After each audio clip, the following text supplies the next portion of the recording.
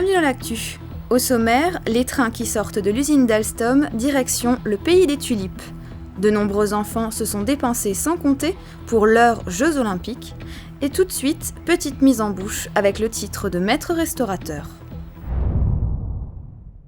Je vous remets à toutes les deux ce titre, maître restaurateur. Alors bravo. Avant la remise de ce titre, le restaurant Le Caveau de l'Étable a dû passer un audit pour répondre aux différents critères. Le principal étant de proposer des produits frais transformés sur place. Pour cela, des agents sont venus contrôler. Ils ont mangé anonymement et après ils se sont dévoilés. Et donc on a dû leur présenter toutes les factures déjà pour voir si les achats étaient effectivement, si c'était effectivement des produits frais, comme je l'avais dit, et voilà.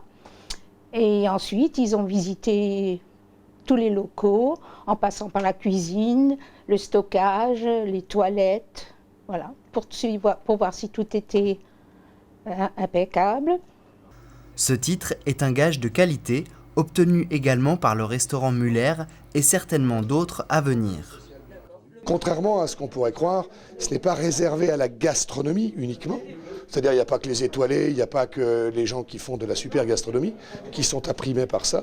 Mais un excellent restaurant à plat du jour qui transforme son plat du jour est susceptible de devenir maître restaurateur de la même manière qu'un gastro. Le contrat d'avenir avec l'État a été re-signé par le groupement des hôteliers restaurateurs. Jusqu'en 2014, les avantages et la TVA à 5,5% ne changeront pas. Le titre maître restaurateur a été mis en place par l'État.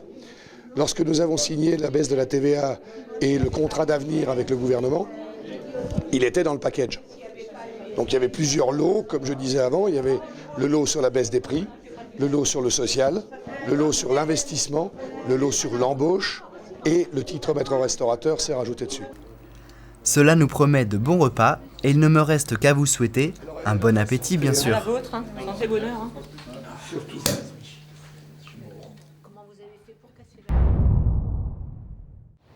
Depuis février dernier, 18 tram-trains nommés Regio Citadis, fabriqués à Alstom-Reichshoffen, sont livrés au rythme d'une rame par semaine à La Haye, aux Pays-Bas.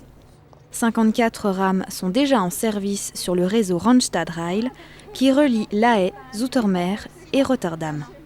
Les 18 Regio Citadis viendront donc compléter cet important parc néerlandais. Ce tram-train a été conçu à Salzgitter. Les 54 premières rames livrées aux clients, c'est-à-dire la ville de La Haye, un exploitant privé, ont été réalisées à Salzgitter jusqu'en 2006. Il y a eu reconduction du projet. Donc les 18 rames sont livrées sur une période de 22 semaines à compter du 1er février jusqu'à fin juin. C'est à chaque fois un moment exceptionnel puisque chacune des manœuvres de ce long convoi est calculée au centimètre près. C'est un train qui peut comporter 200 personnes, donc il a 36 mètres de long. C'est un tri-caisse, donc un train composé de 3 caisses. Et bon, la particularité, c'est qu'on le livre assemblé sur un camion. La totalité du camion fait 46 mètres. C'est le train le plus long qui a été livré par le site de Reichshoffen. Après avoir quitté l'usine, le convoi se rendra à la frontière allemande et sera livré dans les 48 heures à la ville de La Haye.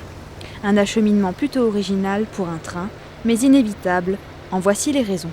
Le fil de roue de ce train est spécial puisque ce train circule sur des voies privées qui n'ont pas la même forme que les rails du chemin de fer national.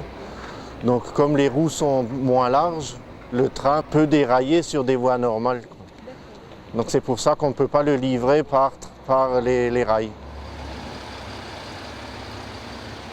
L'expédition des Regio Citadis se terminant sous peu, le projet Randstad aura duré près de 6 mois. La Haye accueillera son dernier tram-train aux alentours du 15 juin.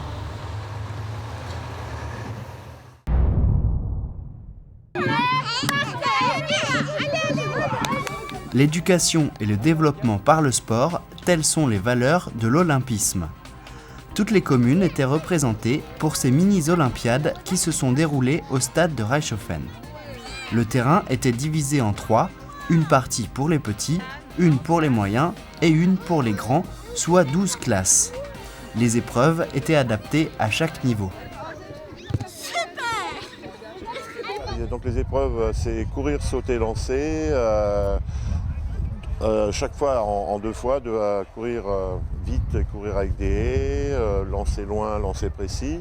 Et chaque niveau a ses distances et ses propres, son propre palmarès.